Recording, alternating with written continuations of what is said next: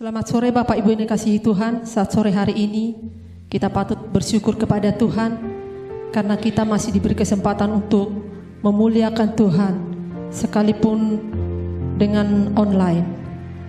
Mari kita sembah Dia. Mari kita bersyukur kepada Tuhan karena Dia Tuhan yang sungguh sangat baik. Haleluya. Terima kasih Tuhan. Terima kasih Yesus. Terima kasih. Terima kasih. Kami bersyukur, kami bersyukur. Haleluya Yesus. Terima kasih, terima kasih. Haleluya. Syukur. Saat sore hari ini kami kembali datang kepadamu Tuhan. Kami mau memuji Engkau. Kami mau meninggikan nama-Mu. Tuhan, urapi setiap kami. Tuhan, pimpin ibadah kami ini Tuhan. Biarlah kami selalu memuliakan Engkau dalam hidup kami. Terima kasih Tuhan Yesus, terima kasih. Terpujilah Engkau Tuhan kekal selama-lamanya. Terima kasih Yesus. Kasih yang kuterima dari Allah tidak pernah berkesudahan. Haleluya.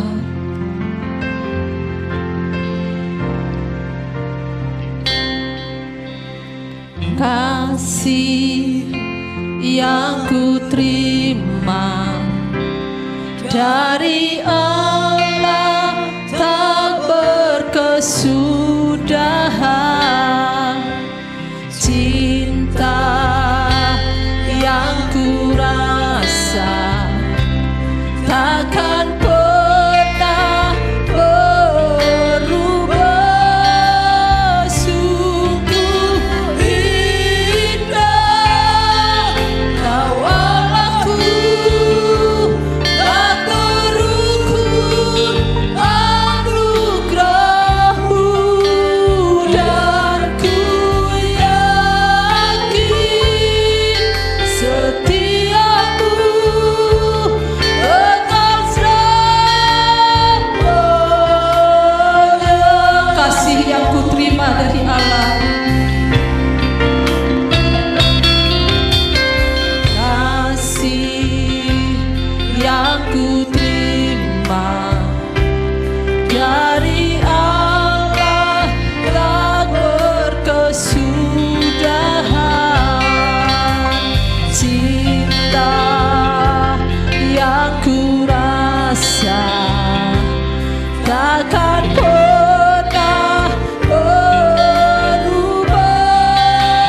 Sungguh indah Kau Allahku, tak terukur anugerah-Mu, dan ku yakin setiamu kekal selamanya.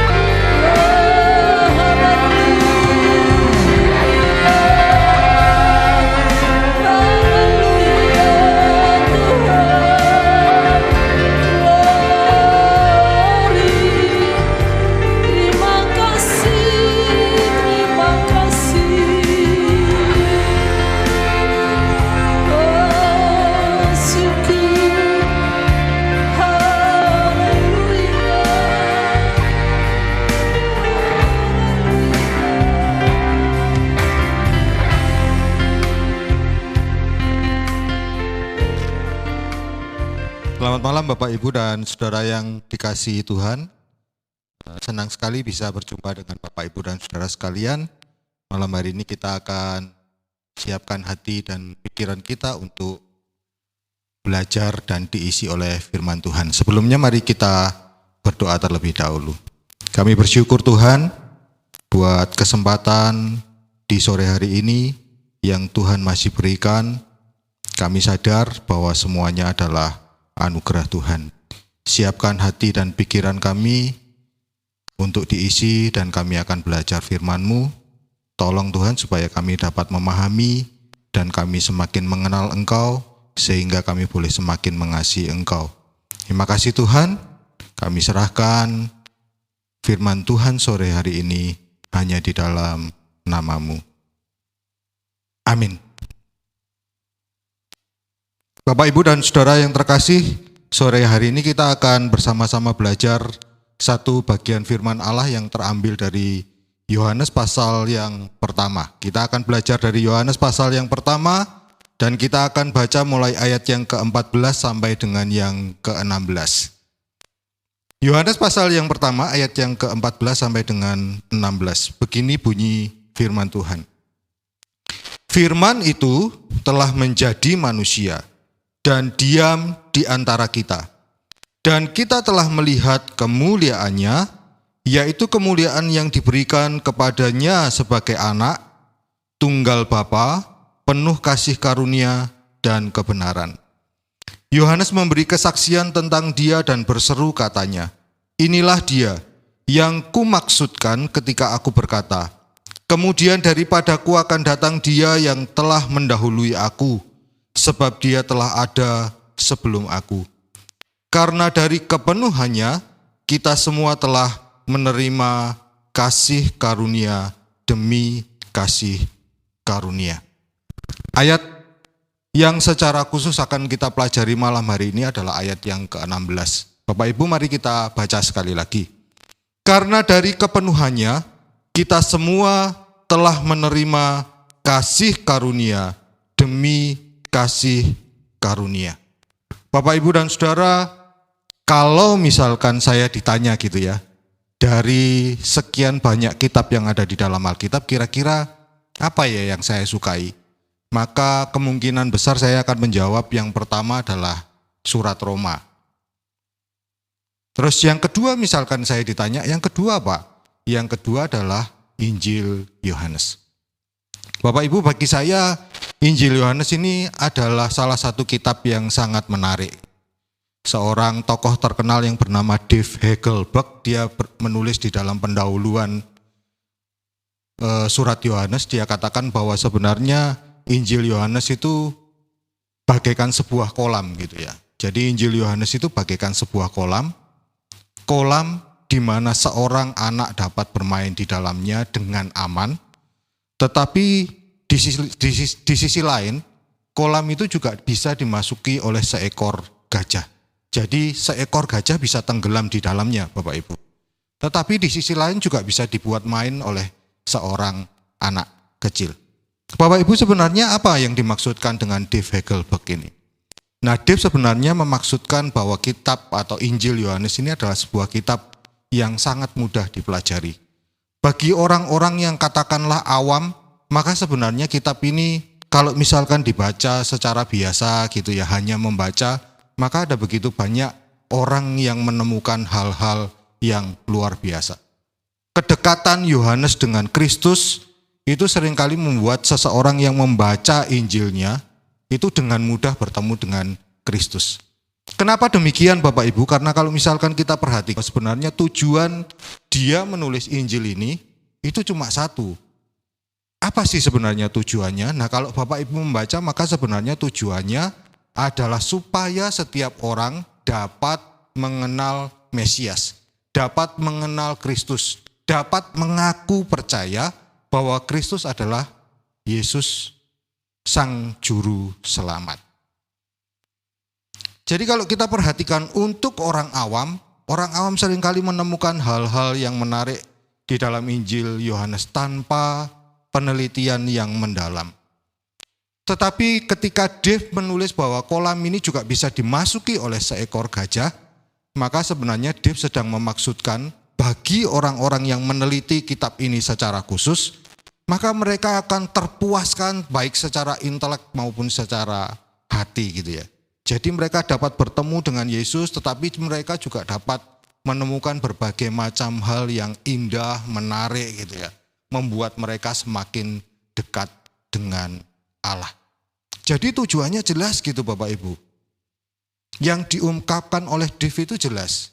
Kitab ini sungguh menarik baik bagi orang awam maupun orang-orang yang kepingin tahu lebih mendalam tentang Injil Yohanes.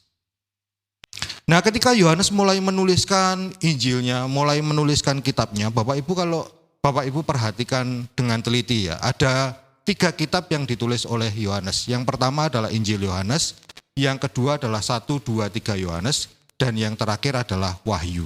Yang menarik kalau Bapak Ibu perhatikan, Yohanes selalu memulai dengan gini, istilahnya Yesus sebagai firman gitu ya.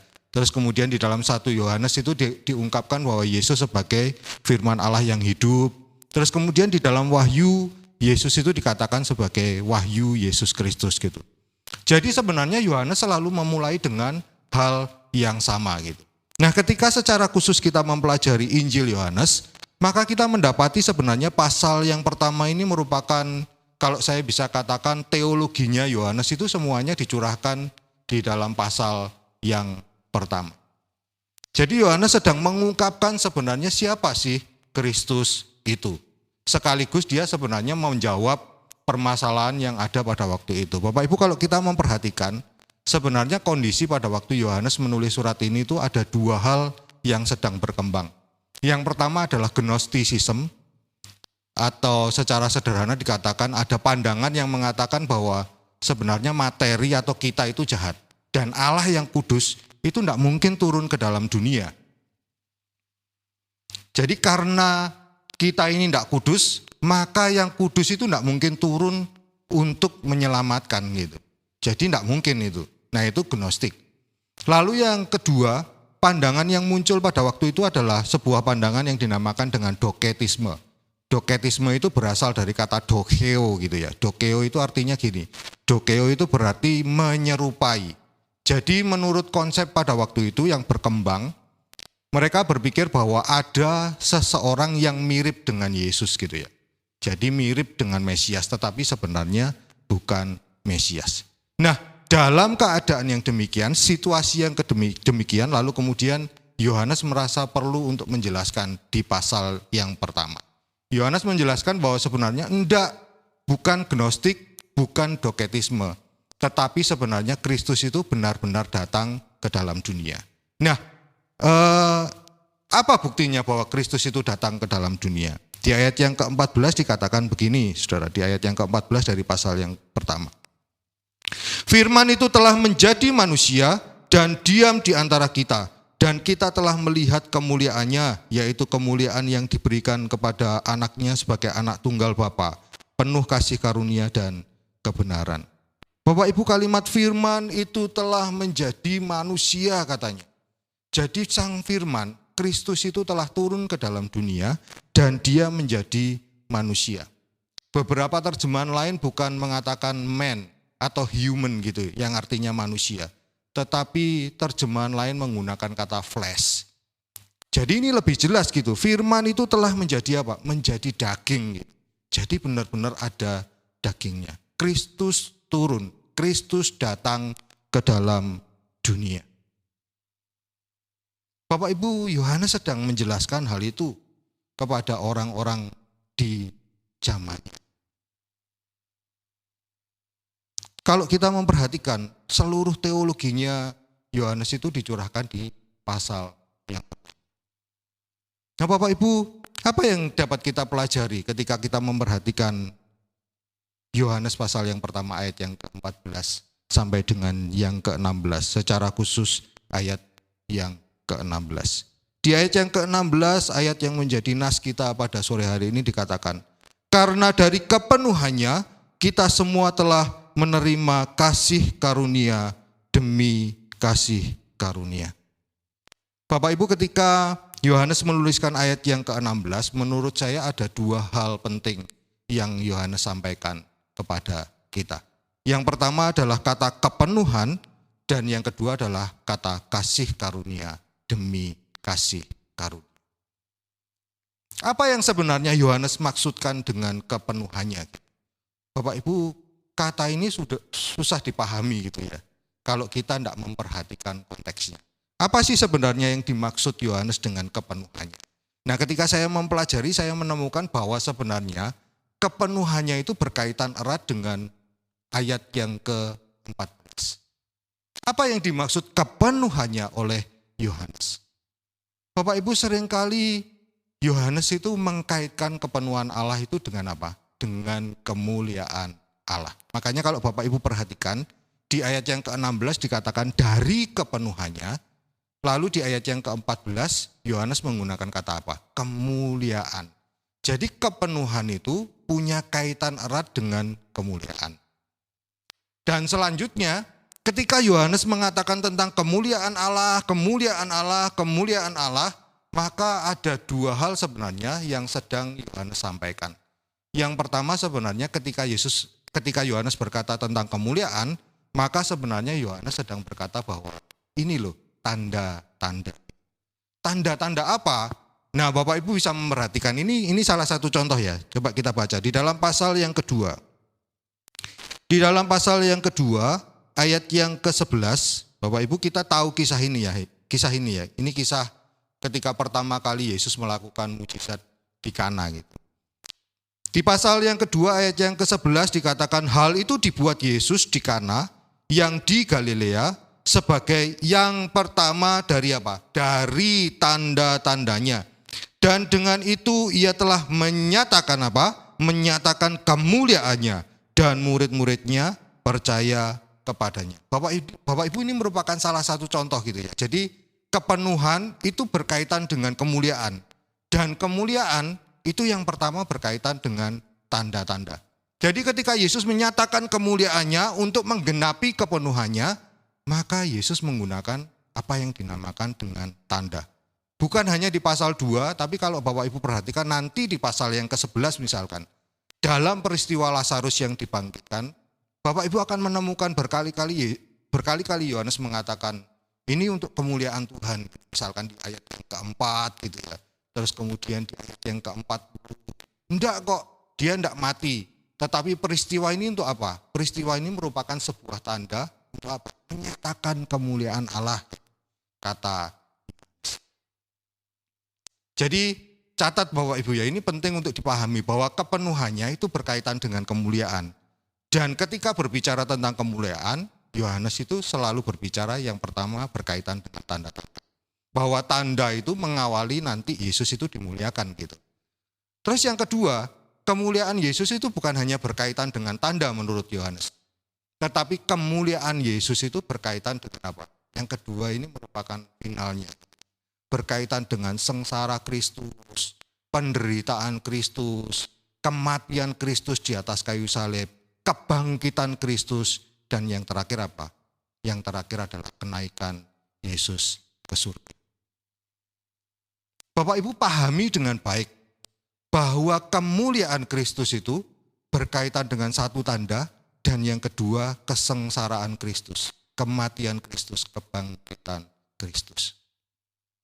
Jadi Yesus tidak akan dimuliakan kalau dia tidak melakukan dua hal ini. Tidak melakukan tanda-tanda, dan yang kedua dia tidak menjalani kesengsaraan, penderitaannya. Beberapa ayat menunjukkan hal itu gitu. Misalkan saja salah satu contohnya kalau kita memperhatikan di pasal 7 ayat yang ke-39. Kita lihat salah satu contohnya ya. Pasal yang ke-7 ayat yang ke-39. Perikop besarnya sebenarnya ini peristiwa Pondok Daun gitu ya. Peristiwa Pondok Daun, lalu di ayat yang ke-37 di akhir upacara itu lalu kemudian tiba-tiba Yesus berdiri dan Yesus mengatakan kalau engkau haus datang kepadaku dan lain sebagainya gitu ya. Nah di ayat yang ke-39 Yesus mengatakan begini Bapak Ibu. 39.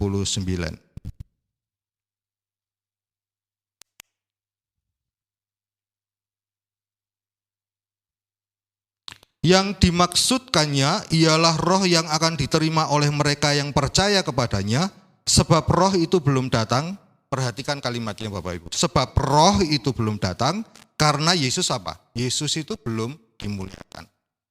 Jadi lihat selalu tanda lalu kemudian kesengsaraan. Nanti kalau Bapak Ibu lihat di pasal yang ke-12 dan ke-13, ketika Yesus di Betania, lalu kemudian Yesus menuju ke Yerusalem, diarak, kemudian semua orang berkata Hosana, Hosana.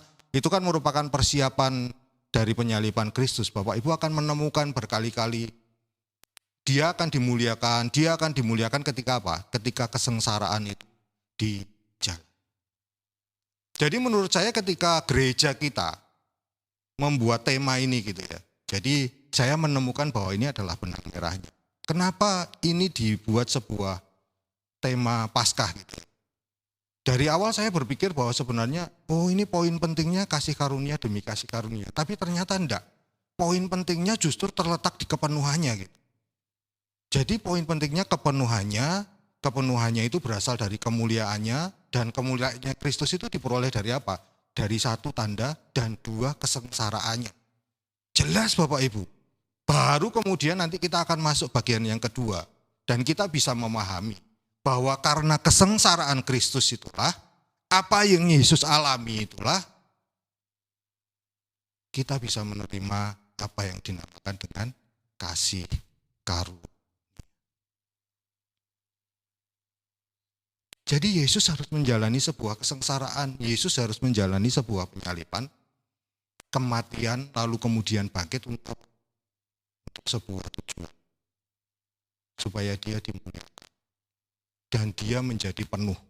Penuh itu menggunakan kata pleroma, yang sebenarnya utuh, gitu, menyeluruh, dewasa kalau dikaitkan dengan pertumbuhan. Bapak Ibu, yang pertama dari ayat yang ke-16 kita bisa memahami bahwa kepenuhan itu berarti bahwa Yesus itu dimuliakan. Lewat apa? Lewat kesengsaraannya. Kalau dia tidak menjalani kesengsaraannya, ya Yesus tidak akan dimuliakan, tidak akan memperoleh kepenuhan. Bagian yang pertama. Dan yang kedua, bagian yang kedua kalau kita memperhatikan. Di ayat yang ke-16 tadi dikatakan dari kepenuhannya kita ini memperoleh apa? Memperoleh kasih karunia demi kasih karunia. Nah, kita bisa memahami Bapak Ibu seperti yang saya katakan tadi bahwa kepenuhan Kristus itu kemudian bisa memberikan kepada kita apa? Kasih karunia. Kalau tidak ada sengsara Kristus, kalau tidak ada penyaliban dan kematian Kristus dan kebangkitannya, maka kasih karunia itu tidak akan kita terima. Tetapi karena dia menjalani, Kristus menjalani, dan Kristus dimuliakan, menurut pasal yang kedua ayat yang ke-11 tadi, kita bisa menerima kasih karunia. Apa sih sebenarnya yang dimaksud kasih karunia? Bapak Ibu, kasih karunia itu sebenarnya memiliki 3 makna ya. Kata karis itu sebenarnya memiliki 3 makna. Makna yang pertama itu sebenarnya sesuatu yang diberikan dari atasan ke bawahan. Itu karis, itu kasih karunia, itu anugerah. Dari atasan ke bawahan. Dan menurut konsep Yunani, hanya Allah yang bisa memberikan hal itu. Jadi sesuatu yang diberikan dari atasan atau Allah kepada manusia. Dan hanya Allah yang bisa memberikan. Makna karis yang kedua bukan hanya dari atasan ke bawahan. Tetapi karis yang kedua itu memiliki makna diberikan secara cuma-cuma. Gratis Bapak Ibu. Gratis diberikan secara cuma-cuma. Tidak perlu membayar apapun gitu. Efesus pasal yang kedua ayat yang ke-8 sampai yang ke-10 berkata bahwa kita ini diselamatkan karena kasih karunia. Bukan karena kebaikan kita atau apapun yang kita miliki menurut Paulus di dalam Efesus pasal itu. Jadi benar-benar gratis gitu ya. Terus yang ketiga, arti karis yang ketiga itu maknanya adalah sebenarnya diberikan kepada seseorang yang sebenarnya tidak layak. Jadi yang ketiga, untuk orang yang tidak layak, Bapak. Kita layak enggak sebenarnya? Nah kalau kita memperhatikan Roma pasal 5 ayat yang pertama sampai dengan yang ke-11, kita benar-benar bisa memahami di sana. Bahwa sebenarnya Kristus itu mati untuk orang yang berdosa gitu ya. Terus kemudian dijelaskan oleh Paulus bahwa ada tak orang yang mau mati untuk orang yang benar, untuk orang yang berdosa gitu. Kalau untuk orang benar itu ada gitu. Tapi untuk orang yang berdosa ada enggak? Ayat yang ke-7 sampai dengan yang ke-8. Tetapi Kristus melakukan hal itu. Untuk orang yang berdosa, dia rela mati. Nah itu yang dinamakan dengan karis, itu yang dinamakan dengan kasih karunia. Diberikan kepada seseorang yang sebenarnya sama sekali tidak layak untuk menerima. Jadi prinsip kasih karunia itu sebenarnya jelas Bapak Ibu. Pemberi itu tidak wajib memberikan dan penerima itu tidak berhak untuk meminta gitu sebenarnya. Dalam konsepnya karis. Nah itulah yang kita lihat di dalam kekristenan. Allah yang sebenarnya tidak wajib untuk memberi, tetapi kemudian dia memberikan yang terbaik untuk kita manusia. Philip Yancey dalam bukunya What's So Amazing About Grace dia berkata gini, salah satu hal yang membedakan kekristenan atau gereja dengan dunia itu apa? Yang membedakan itu cuma satu, apa yang dinamakan dengan kasih karunia atau karis. Bapak Ibu kalau yang lain berlomba-lomba untuk berbuat kebajikan supaya apa? Supaya mereka bisa masuk surga. Kita enggak. Yohanes pasal yang ke-14 mencatat bahwa ketika kita percaya kepada Allah, ketika kita percaya kepada Yesus, maka sebenarnya surga itu sudah ada di genggaman tangan kita. 1 sampai yang ketiga itu menjelaskan bahwa Kristus itu akan pergi ke sana, lalu kemudian ia akan datang, terus kemudian membawa kita, menjemput kita, membawa kita bersama-sama dengan Allah ke surga. Jadi surga itu sudah ada di dalam genggaman kita. Tidak ada yang perlu kita khawatirkan tentang surga ketika kita percaya kepada Allah dan kita percaya kepada Kristus. Bapak Ibu kalau kita perhatikan, kita kembali lagi, Yohanes menjelaskan bahwa dari kepenuhannya itu, dari kemuliaan yang sudah Yesus terima, maka kita bisa menerima apa yang dinamakan kasih karunia. Karis itu. Dan kita dilayakkan untuk menerima karis. Nah Yohanes menggunakan sebuah kata yang cukup menarik gitu ya. Kalau yang lain-lain berkata bahwa kasih karunia saja, misalkan di dalam 1 Petrus pasal yang ke-5 ayat yang ke-10, itu kan dikatakan bahwa Allah itu sumber kasih karunia gitu. Jadi sumber kasih karunia. Kasih karunia itu penting buat kita untuk apa? Ya kasih karunia itu bisa menguatkan kita, mengokohkan kita gitu ya. Establish kita gitu. Jadi menetapkan kita dan lain sebagainya di dalam 1 Petrus pasal yang ke-5 ayat yang ke-10. Nah Yohanes menarik di ayat yang ke-16 dia menuliskan kasih karunia demi kasih karunia. Kata demi itu di dalam bahasa Yunani sebenarnya menggunakan kata anti sebenarnya. Bukan anti berlawanan maksudnya, tapi anti di dalam bahasa Yunani. Nah sebenarnya kata ini lebih tepat bukan menggunakan kata demi, tetapi sebenarnya kasih karunia. Sebagai ganti kasih karunia. Bapak Ibu, ini kalimat yang susah gitu. Tetapi saya pribadi sebenarnya menurut saya pribadi gitu, sebenarnya kata ini bermakna gini. Ketika Kristus sudah memenuhi kewajibannya, dia dimuliakan dan dia menjadi penuh, kita menerima kasih karunia demi kasih karunia. Nah bagi saya sederhana sebenarnya maknanya kasih karunia yang pertama itu berarti keselamatan kita.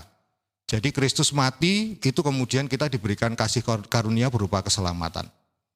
Tetapi kasih karunia sebagai ganti kasih karunia, itu saya membayangkan sebagai gini. Seringkali di dalam gereja kita dengar orang-orang yang kalau misalkan saya bisa sehat sampai dengan hari ini, orang selalu berkata, itu adalah kasih karunia Tuhan.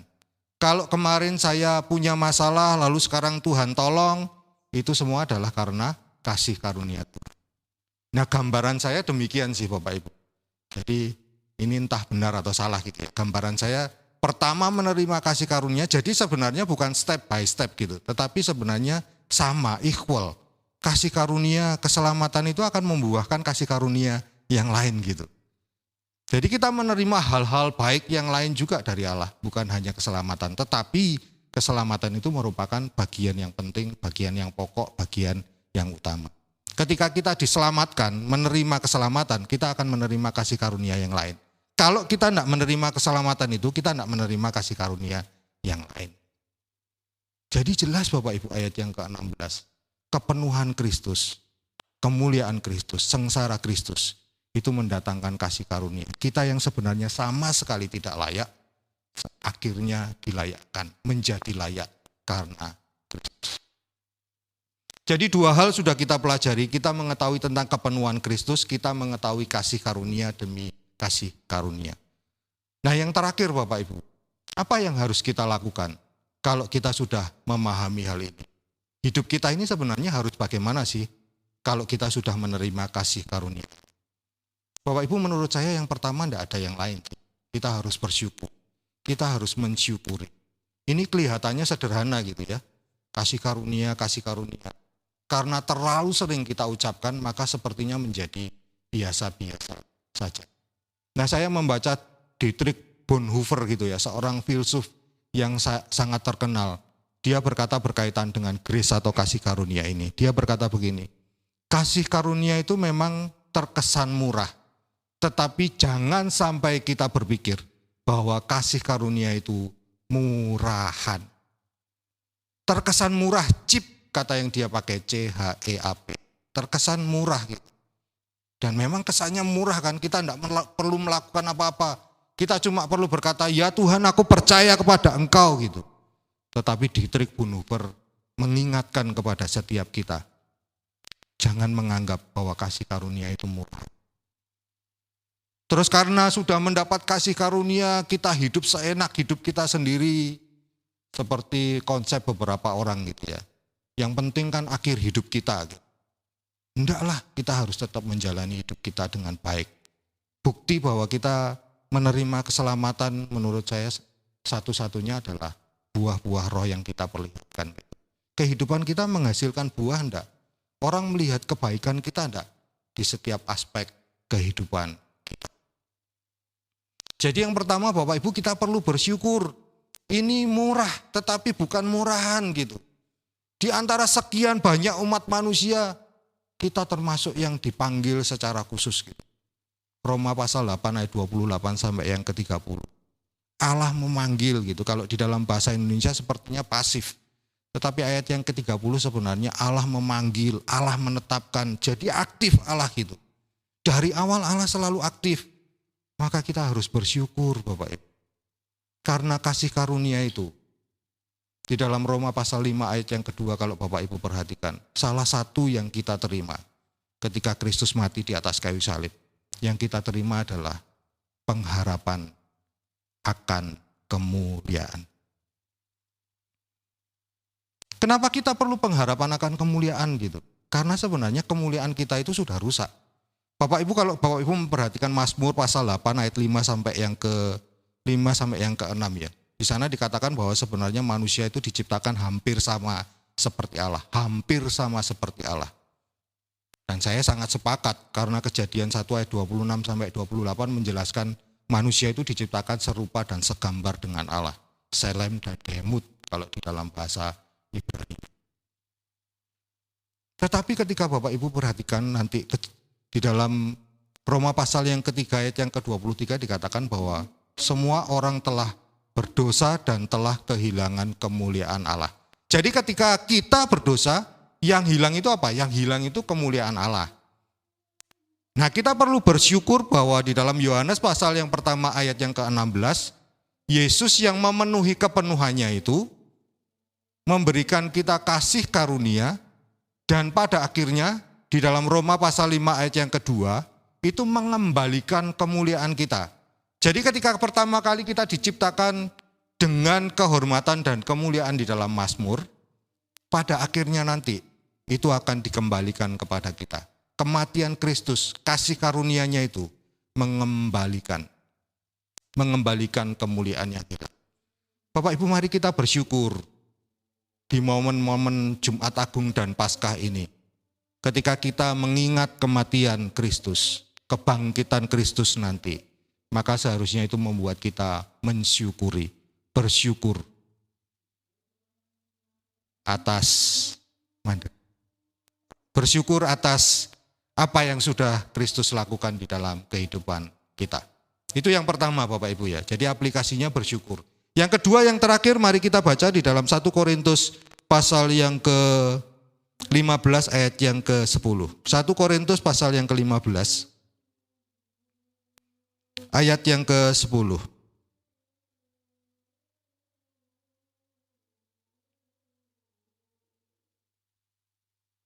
1 Korintus pasal 15 ayat yang ke-10. Perhatikan Bapak Ibu. Tetapi karena kasih karunia Allah, aku adalah sebagaimana aku ada sekarang. Dan kasih karunia yang dianugerahkannya kepadaku tidak sia-sia. Sebaliknya, aku telah bekerja lebih keras daripada mereka semua, tetapi bukannya aku, melainkan kasih karunia Allah yang menyertai aku. Bapak Ibu bukan hanya bersyukur, tetapi seharusnya ketika kita menyadari kepenuhan Allah yang memberikan kasih karunia, maka seharusnya hidup kita itu dalam istilah Paulus adalah bekerja giat gitu ya. Sudahkah kita memaksimalkan hidup kita, bekerja untuk Kristus ketika kita sudah menerima kasih karunia? Bagaimana pelayanan kita gitu ya, kehidupan kerohanian kita dan lain sebagainya. Paulus mengingatkan bahwa orang yang sudah menerima kasih karunia, Paulus yang sudah menerima kasih karunia, dia bekerja lebih giat, dia bekerja sangat giat untuk Allah. Bapak Ibu, malam hari ini mari kita mengintrospeksi diri kita kembali. Betapa sering kita bersyukur buat kasih karunia Allah. Dan yang kedua, kasih karunia Allah itu seharusnya menggerakkan kita untuk melayani Tuhan dengan lebih giat. Selamat menjadi orang yang menerima kasih karunia Allah. Amin firman Tuhan. Kami bersyukur Tuhan buat kebenaran firman Tuhan yang sudah kami dengar sore hari ini. Sungguh bersyukur buat apa yang sudah Tuhan kerjakan di dalam setiap kehidupan kami.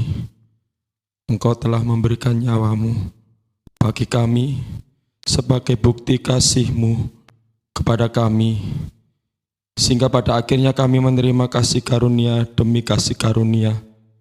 Itu sebabnya biar di dalam setiap kehidupan kami boleh senantiasa bersyukur dan bekerja lebih giat lagi, memenuhi panggilan Tuhan, menjadi saksi Tuhan, menjadi alat Tuhan, menjadi kemuliaan Tuhan, sehingga ada banyak orang yang diselamatkan oleh Tuhan. Terima kasih Tuhan buat segala berkat yang sudah kami terima sampai saat ini. Sungguh terpujilah nama-Mu ya Tuhan. Terima kasih meteraikan firman-Mu dalam hidup kami masing-masing. Berkati hamba-Mu yang sudah menyampaikan firman Tuhan. Kau terus urapi hamba-Mu, berikan hikmat akal budi lebih lagi. Diberkati, dipakai Tuhan di dalam pelayanan, lebih indah lagi. Terima kasih. Sore hari ini firman Tuhan sudah menjadi berkat bagi setiap kami. Sehingga mempercaya apapun menjadi masalah dan pergumulan kami, sore hari ini kami sudah mendapat jawaban dan pertolongan dari Tuhan. Ada jaminan dari Tuhan bahwa Tuhan tidak pernah tinggalkan kami. Tuhan pasti menolong dan memberi jalan keluar bagi setiap kami. Sehingga kami terus tetap mendapat keteguhan dan kekuatan di dalam Tuhan. Terima kasih Tuhan, terima kasih. Kita berdoa buat gereja-gereja Tuhan. Kami juga berdoa buat gereja kami. Supaya kami tetap kuat di dalam Tuhan. Di dalam menghadapi setiap masalah dan kesulitan yang kami hadapi hari-hari ini. Biar setiap umat-Mu, mereka boleh tetap bisa bersyukur kepada Tuhan. Berkati gereja-gereja Tuhan dimanapun berada. Supaya gereja Tuhan tetap menjadi berkat bagi banyak orang. Hamba-hamba Tuhan yang melayani, Engkau terus berikan hikmat akal budi, kekuatan, pengurapan secara khusus. Sehingga setiap hamba-hamba-Mu boleh menjadi saluran berkat. Terima kasih Tuhan, berkati bangsa dan negara kami. Kami tetap menyerahkan ke dalam tangan Tuhan. Apapun masalah yang terjadi di tengah-tengah bangsa ini, kami minta belas kasihan Tuhan. Hikmat akal budi bagi pemerintah kami, aparatur negara, kami serahkan dalam tangan Tuhan. Berikan hikmat, roh takut akan Tuhan. Sehingga bangsa kami tetap menjadi bangsa yang diberkati oleh Tuhan. Kami tetap menyerahkan masa pandemi ini ke dalam tangan Tuhan. Tuhan tolong orang-orang yang terlibat untuk mengatasi pandemi ini. Kiranya Tuhan berikan nikmat akal budi, sehingga pandemi ini boleh cepat berakhir karena pertolongan dan campur tangan Tuhan.